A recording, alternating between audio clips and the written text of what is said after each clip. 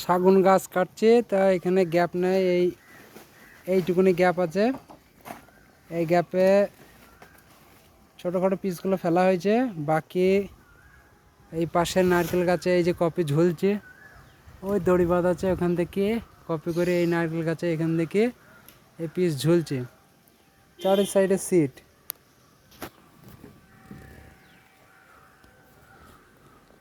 এইভাবে শাগুন গাছ কাটা হচ্ছে। এদিকে সিট, এর সাইডে ট্যাঙ্কি, ছাদ, চারিদিকে অসুবিধা। এই অসুবিধার মধ্যে এইভাবে শাগুন গাছ কাটা হচ্ছে।